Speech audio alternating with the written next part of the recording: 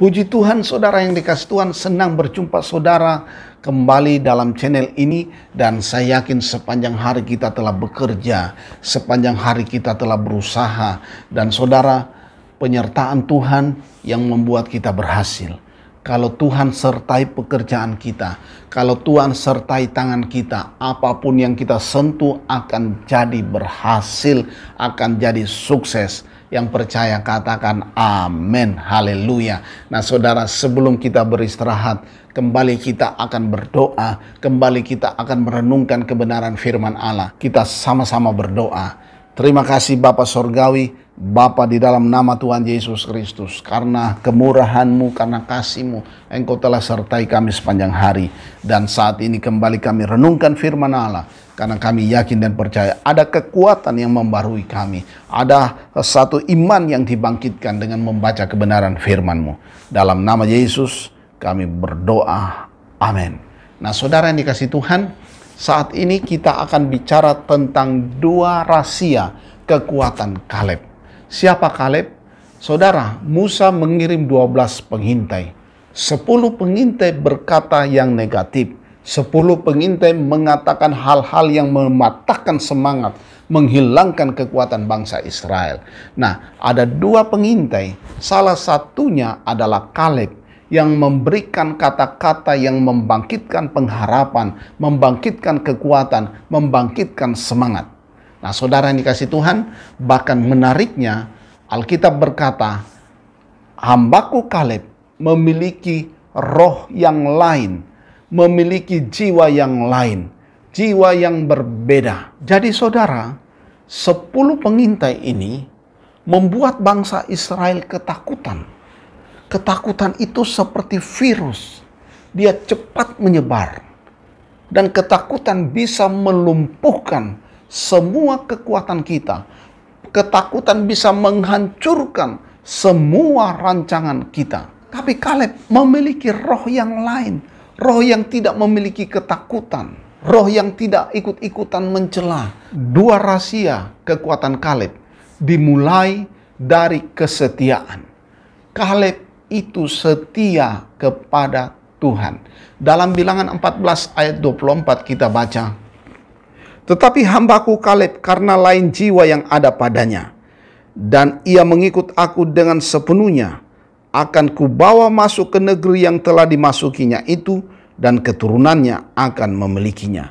Menarik saudara, bahwa siapapun kita, kalau kita setia kepada Tuhan, maka Tuhan pasti berkati kita. Kalau hanya sampai di sini, itu hal yang biasa. Tapi kita sudah baca ayat ini, ayat di atas ini, bahwa keturunan kita juga diberkati Tuhan. Jadi orang yang setia kepada Tuhan, keturunannya juga diberkati Tuhan. Katakan amin. Arti nama Kaleb anjing.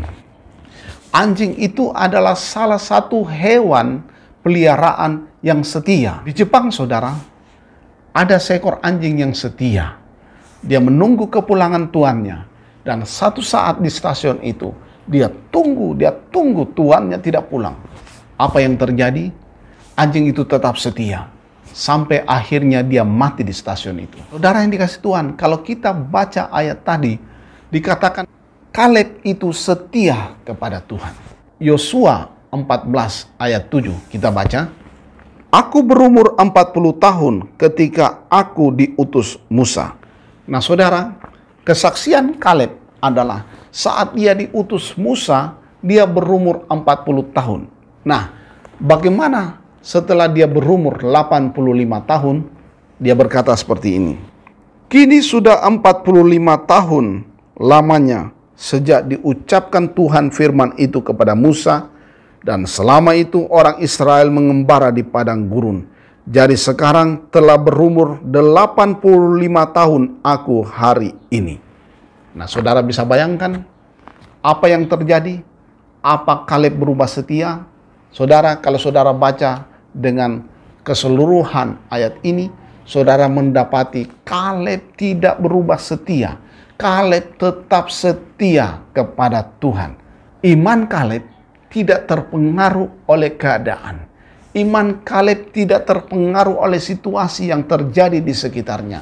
Iman Kaleb tetap tertuju hanya kepada Tuhan. Dalam iman itu, dia percaya akan janji Tuhan. Apa itu? Kalau orang setia, pasti diberkati, bahkan sampai pada anak dan cucu.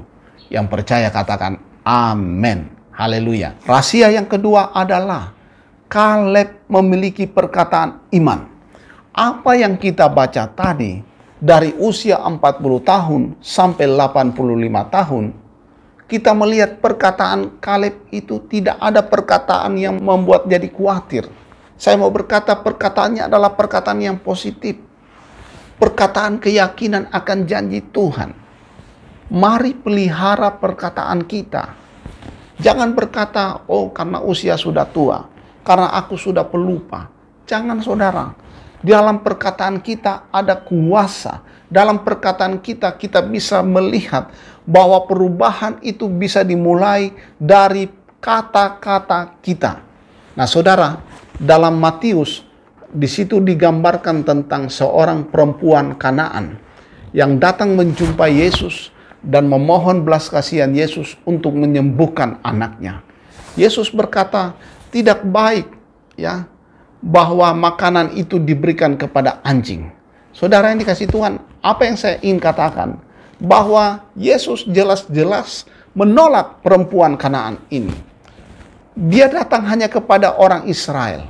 Dia tidak datang kepada orang lain. Tapi saudara lihat, bagaimana iman perempuan ini. Iman perempuan ini tidak terpengaruh oleh penolakan itu.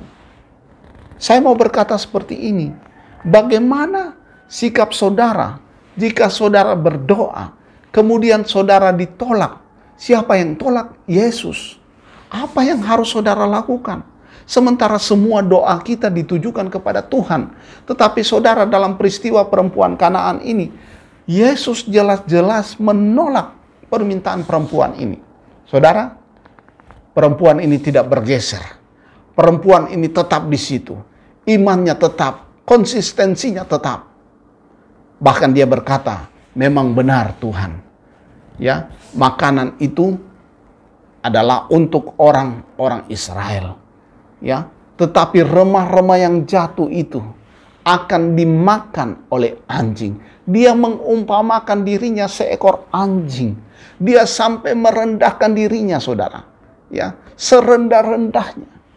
Apa yang terjadi? Yesus melihat iman yang seperti ini. Sikap yang merendahkan diri seperti ini selalu mendapatkan respon yang positif. Yesus berkata, hai ibu, besarlah imanmu. Jadilah sesuai dengan perkataanmu. Alkitab berkata apa? Anak wanita atau anak perempuan Kanaan ini sembuh. Saudara, mari kita renungkan.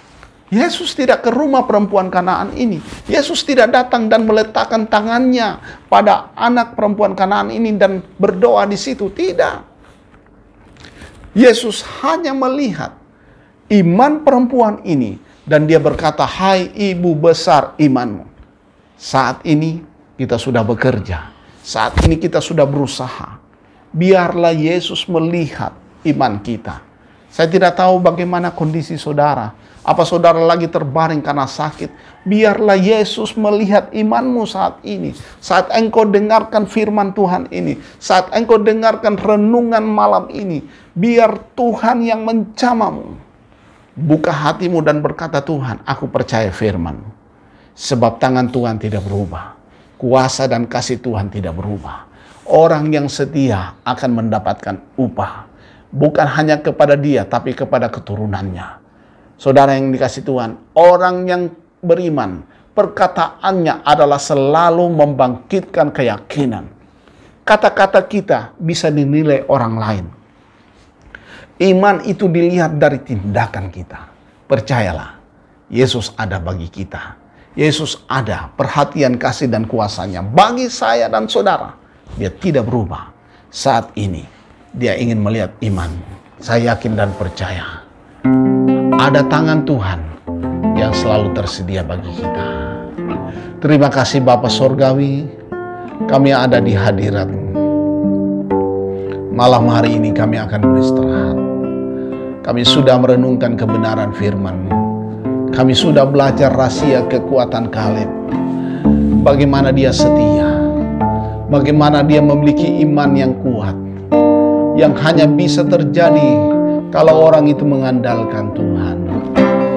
Biar kami, Tuhan, juga adalah menjadi orang percaya yang selalu mengandalkan Tuhan, yang selalu mengutamakan Tuhan, yang selalu ada dan siap melayani pekerjaan.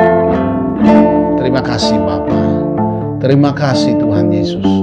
Kalau ada di antara kami yang sakit Tuhan, kami mau belajar seperti perempuan Kanaan yang percaya, yang tidak berubah imannya, sekalipun ada penolakan, sekalipun keadaan yang tidak menguntungkan, sekalipun situasi yang tidak mendukung, tapi kami percaya bahwa kami harus selalu beriman hanya kepada Yesus Kristus.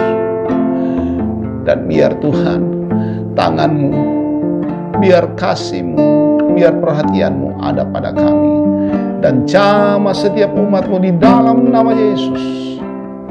Terjadi mujizat, yang sakit disembuhkan, yang membutuhkan pertolongan dalam bentuk apapun dalam nama Yesus tertolong. Yang berusaha, yang bekerja, Tuhan berkati, dan kekuatan penyertaan Tuhan menjadi bagian kami semua. Terima kasih Bapa, kami sudah berdoa dalam nama Tuhan Yesus Kristus. Haleluya. Amin. Haleluya. Saudara yang dikasih Tuhan, tetap semangat. Tuhan Yesus ada bagi kita semua. Amin.